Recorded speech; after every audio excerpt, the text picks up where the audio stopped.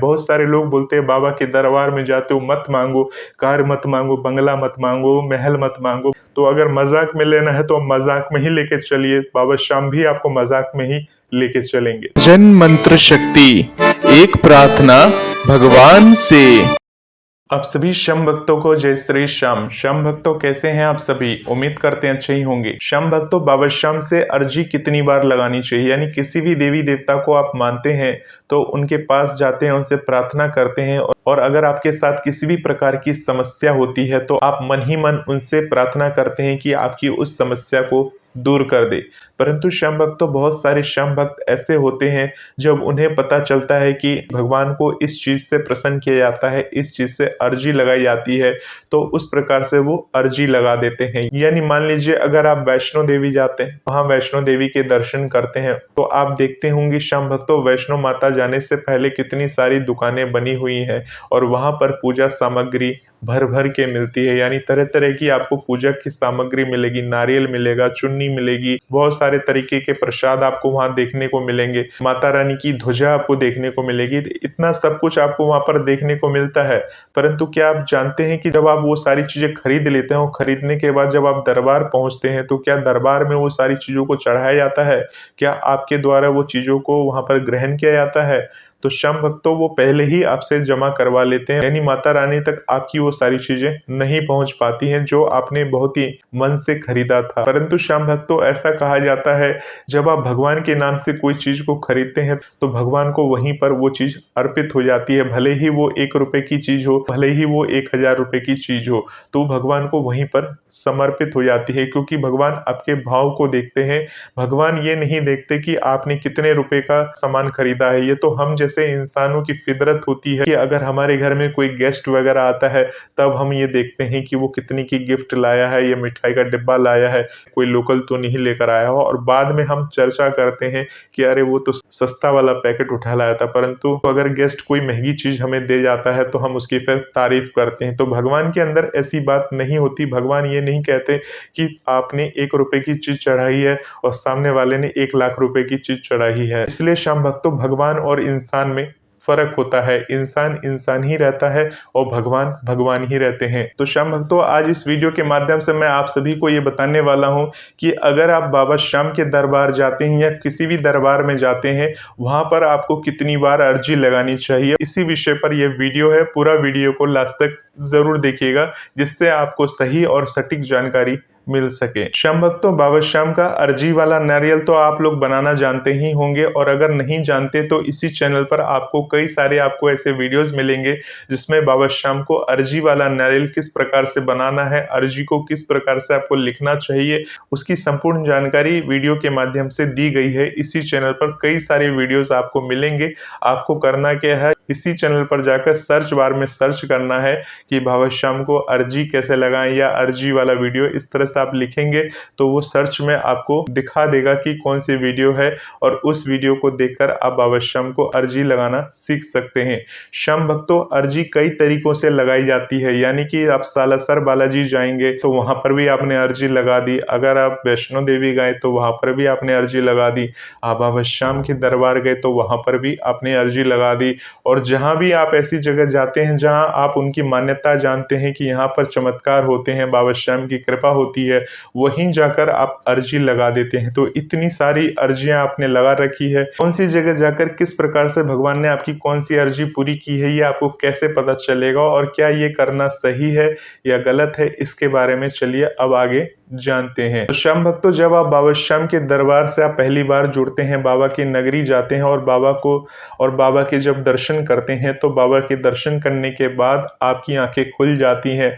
आपको समझ में आता है कि भगवान के चमत्कार क्या है, भगवान की पूजा पाठ किस प्रकार से हमें करनी चाहिए। 2-4 दिन बाद आपको बाबा की याद आने लगती है, और जब आप बाबा श्याम के बारे में अधिक से अधिक जानकारी ले लेते हैं, उनके बारे में जान जाते हैं, तो श्याम भक्तों, ऐसे दिन भी आते हैं जब बाबा श्याम को आप अर्जी लगाते हैं। अब आपने बाबा श्याम को अर्जी लगा दी है। श्याम भक्तों, अगर आपने बाबा श्याम को अर्जी वाला नारियल अर्पण किया है तो अर्जी वाला नारियल अर्पण करने के बाद आपको कम से कम पेशेंस रखना चाहिए। ये समझना चाहिए कि बाबा श्याम को आपने अर्जी लगाई है और जैसे ही 3-4 दिन बीते नहीं, आप ये देखना चाहते हैं कि बाबा श्याम ने आपकी अभी तक अर्जी पूरी नहीं की है, और यही समय जब बीतते बीतते 1 महीना 2 महीना हो जाता है तो और आप और ज्यादा परेशान हो जाते हैं और अपने मन में नकारात्मक बातें सोचने लगते हैं कि नहीं, भगवान कोई अर्जी पूरी नहीं करते, हमारी अवस्था और खराब होती जा रही है, भगवान ने हमारी बात आज तक नहीं सुनी। ऐसे ऐसे मन में विचार आएंगे और आप इन्हीं बातों को किसी दूसरे से शेयर करेंगे। श्याम भक्तों, अगर आप ऐसा काम करते हैं, भगवान को आपने अर्जी लगा दी है और उसके बाद इन्हीं बातों को किसी से शेयर करते हैं, हमने 2 महीने पहले अर्जी लगाई थी और हमारी अर्जी अभी तक पूरी नहीं हुई, तो हो सकता है बाबा श्याम आपका पेशेंस चेक कर रहे हो, आपके अंदर रुकने की क्षमता है या नहीं है, या अगर आपके संघर्ष के दिन चल रहे हैं तो उस समय आप अपने आप को किस प्रकार से संभालते हो, इन सब की जांच कर रहे हो। क्योंकि बाबा श्याम से जुड़ना तो इजी है, परंतु बाबा श्याम की परीक्षा में पास होना बहुत ही कठिन है। क्योंकि हर व्यक्ति तो अपने आप को श्याम प्रेमी कहता है, परंतु वो श्याम प्रेमी अपने मुंह से कहता है, अपने आप को कहता है, वास्तव में वो श्याम प्रेमी है या नहीं है, ये तो बाबा श्याम ही जानते हैं। तो श्याम भक्तों, अगर आप बाबा श्याम से आपने अर्जी लगाई है तो आपको थोड़ा रुकना होगा, देखना होगा। अगर मान लीजिए बाबा श्याम आपकी अर्जी को 3 महीने के अंदर पूरी नहीं करते हैं तो फिर से आप बाबा श्याम को एक अर्जी वाला नारियल अर्पण कर सकते हैं। तो श्याम भक्तों, इतना समय तो होना ही चाहिए, यानी कम से कम 3 महीने का वेट तो आपको करना ही चाहिए। हो सकता है बाबा श्याम आपकी अर्जी 2 दिन में पूरी कर दे, या हो सकता है बाबा श्याम आपकी अर्जी नारियल लगाने से पहले ही पूरी कर दें। तो ऐसी है बाबा श्याम की महिमा। तो श्याम भक्तों, इस प्रकार से 3 महीने के बाद दोबारा से आप नारियल वाला अर्जी तैयार करेंगे, बाबा श्याम के दरबार में जाकर बाबा श्याम से क्षमा याचना करेंगे, बाबा श्याम से कहेंगे कि हे बाबा श्याम, हमसे कोई भूल हो गई, त्रुटि हो गई तो हमें क्षमा करे, हमारी इस इच्छा को जल्द से जल्द पूर्ण करे, हमारी इस मनोकामना को जल्द से जल्द पूर्ण करे। बाबा श्याम, आप तो हमारी सारी मानसिक हालत जानते हो, बाबा श्याम कृपा करो, हमारी मन्नत को पूरी करो। इस प्रकार से बाबा श्याम से कहकर खाटू धाम में फिर से आप अर्जी लगा सकते हैं। श्याम भक्तों, बहुत सारे लोग ये प्रश्न पूछते हैं कि अर्जी कितनी बार लगानी चाहिए। तो श्याम भक्तों, अर्जी लगाने की कोई सीमा नहीं होती, आप कितनी बार भी बाबा श्याम से अर्जी लगा सकते हो। तो श्याम भक्तों, अब आप बोलेंगे कि अभी आपने बोला कि 3 महीने के बाद आपको नारियल वाली अर्जी लगानी चाहिए। तो श्याम भक्तों, यहाँ मैंने नारियल वाली यानी श्रीफल वाली अर्जी के बारे में बात की है। वैसे आप बाबा श्याम से प्रार्थना, मन्नत, मन ही मन भगवान से अरदास तो आप कितनी बार भी लगा सकते हैं। श्याम भक्तों, हर महीने में 2 एकादशी आती है। एकादशी से एक दिन पहले या एकादशी वाले दिन हम बाबा के दरबार में जाते हैं और बाबा के दरबार में एक डाकिया के भांति जाते हैं और बाबा श्याम से अर्जी अरदास लगाते हैं। बहुत सारे ऐसे भक्त हैं जिनकी बाबा श्याम ने सुन ली और बहुत सारे ऐसे भक्त हैं जिनकी अर्जी अभी तक पूरी नहीं हुई। तो हो सकता है श्याम भक्तों, कहीं ना कहीं कोई ना कोई चूक रह गई हो जिससे आपकी अर्जी को बाबा श्याम ने अभी तक पूरी नहीं की हो। तो उसमें कोई चिंता का विषय नहीं है कि बाबा श्याम ने आपकी अर्जी को अभी तक पूरी नहीं की है। अगर मान लीजिए दूसरी बार में भी अर्जी पूरी नहीं हुई तो तीसरी बार आप लगाएंगे नारियल वाली, चौथी बार लगाएंगे, हो सकता है आपकी अर्जी पूरी होने में 1 साल लग जाए, 2 साल लग जाए, और हो सकता है आप परेशान होकर अर्जी लगाना ही छोड़ दे, बाबा श्याम को मानना ही छोड़ दे। ऐसी परिस्थिति भी आपके जीवन में आएगी, क्योंकि यही तो बाबा श्याम चाहते हैं। क्योंकि बाबा श्याम के भक्तों की संख्या कम नहीं है, करोड़ों भक्त हैं, और जो हार कर बाबा का हाथ थाम लेता है, बाबा उसको रास्ता जरूर दिखाता है। कोई ना कोई ऐसी परिस्थिति बना देगा या किसी न किसी माध्यम से उसको संकेत देगा, बताना चाहेगा, पर सामने वाले का काम है कि उसे मानना है या नहीं मानना है, या मजाक में लेना है। तो अगर मजाक में लेना है तो मजाक में ही लेके चलिए, बाबा श्याम भी आपको मजाक में ही लेके चलेंगे। तो श्याम भक्तों, बाबा श्याम की इशारा को समझिए, बाबा श्याम आपको संकेत देना चाह रहे हैं, भले ही माध्यम कोई भी हो, वो आपको समझना होगा, उनका इशारा समझना होगा कि बाबा श्याम क्या चाह रहे हैं, क्या आपको बताना चाह रहे हैं। श्याम भक्तों, इस प्रकार से बाबा श्याम को आप अर्जी लगा सकते हैं, जिस प्रकार से एक पिता के सामने हम जिद करते हैं। इस प्रकार से श्याम भक्तों, हमारा बचपन होता है और बचपन में हमारा ज्ञान नहीं होता है, इतनी बुद्धि नहीं होती। हम अपने पिताजी के समक्ष जाकर पिताजी से कोई चीज हमें पसंद आती है तो उनसे हम जिद करते हैं कि हमें ये चीज चाहिए, ये वाली चीज चाहिए, ये हमें पसंद है, ये हमें देनी ही देनी है। हम उनसे रूठ कर बैठ जाते हैं, हम उनसे मुंह फुला कर बैठ जाते हैं। आप अपने बचपन के दिनों को याद करिए, जब आप रूठ कर बैठ जाते थे अपने परिवार से,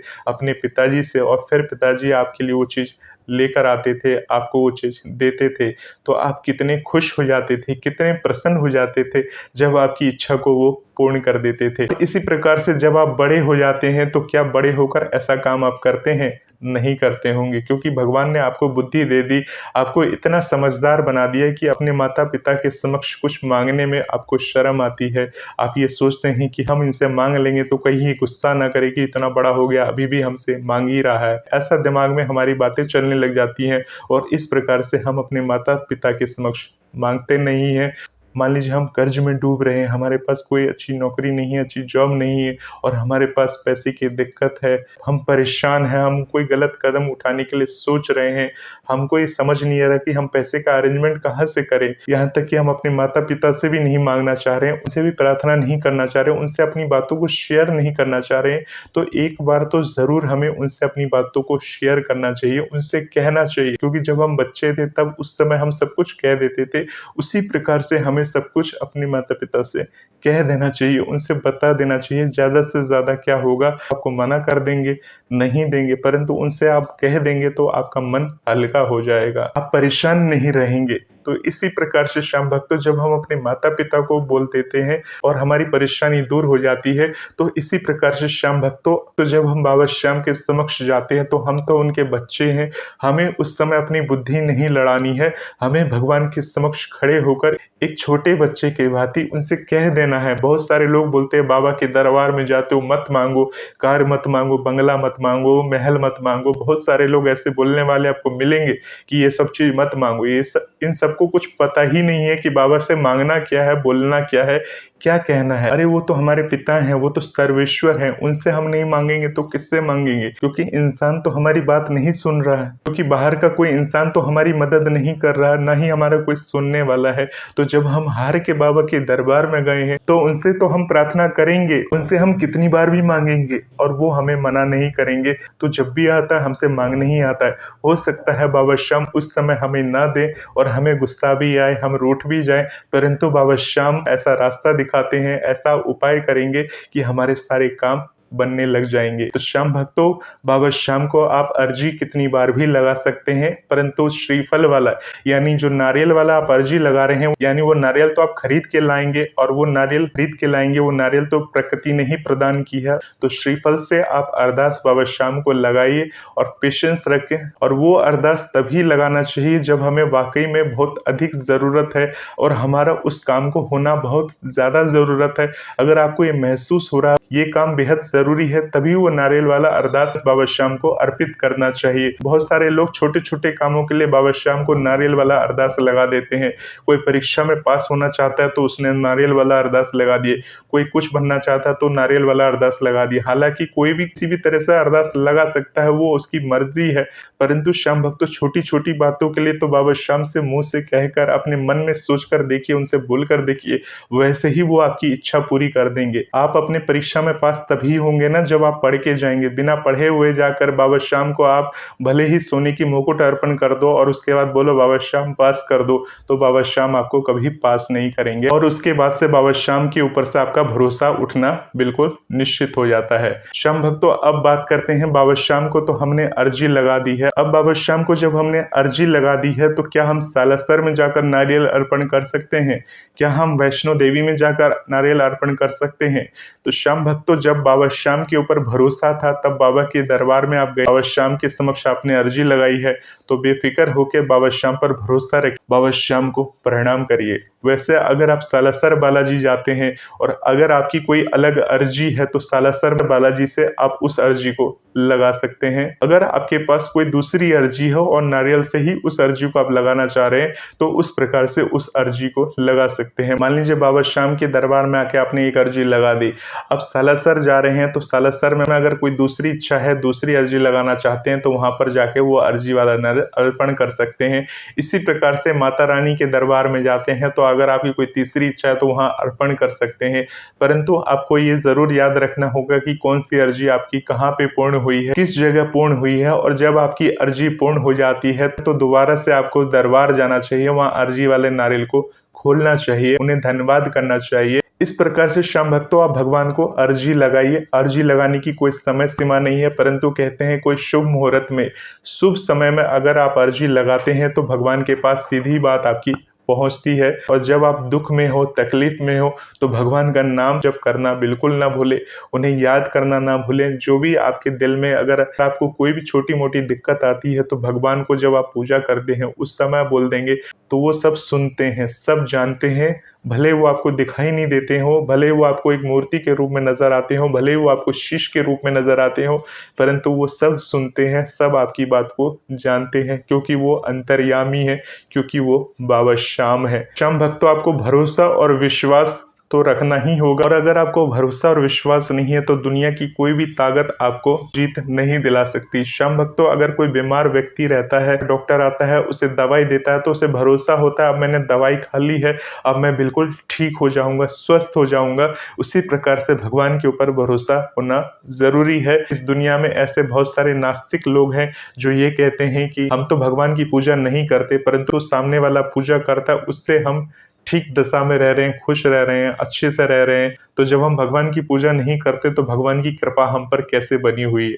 तो ऐसे नास्तिक लोगों की बातों में बिल्कुल नहीं आना है, क्योंकि वो अपने भाग्य का खा रहा है, इस जन्म में पाप ही पाप ले रहा है, क्योंकि वो नास्तिक है, भगवान को मानता नहीं है। ऐसे बहुत सारे वीडियोस आपको यूट्यूब पर मिल जाएंगे जो नास्तिक लोगों के वीडियोस हैं, वो हमेशा कंपैरिजन करते हैं कि उसने ऐसा क्यों बोल दिया, उसने वैसा क्यों बोल दिया। ऐसे बहुत सारे आपको वीडियोस मिलते हैं, तो वो ब्रेन वॉश करते हैं ताकि हम सनातन धर्म छोड़कर, भगवान की पूजा पाठ छोड़कर नॉर्मल तरीके से रहें। तो देखिए हमें भगवान की भक्ति पूजा पाठ तो करनी ही है, साथ में अपना कर्म भी जरूर करना है, क्योंकि बिना कर्म किए हुए भगवान भी नहीं मिलते। क्योंकि भगवान भी यही कहते हैं कि कर्म ही पूजा है, परंतु भक्ति अपनी जगह है। जब हम मर जाते हैं तो मरने के बाद यही भक्ति पूजा पाठ हमारे साथ जाती है, कोई धन धान महल वगैरह हमारे साथ नहीं जाता। इस बात को आप विशेष ध्यान रखिएगा। तो होपफुली श्याम भक्तों काफी कुछ जानकारी आपको मिली होगी इस वीडियो से। ऐसे ही जानकारी के लिए इस चैनल के साथ बने रहें। मिलते हैं एक नए वीडियो के साथ, तब तक के लिए आप सभी श्याम भक्तों को जय श्री श्याम।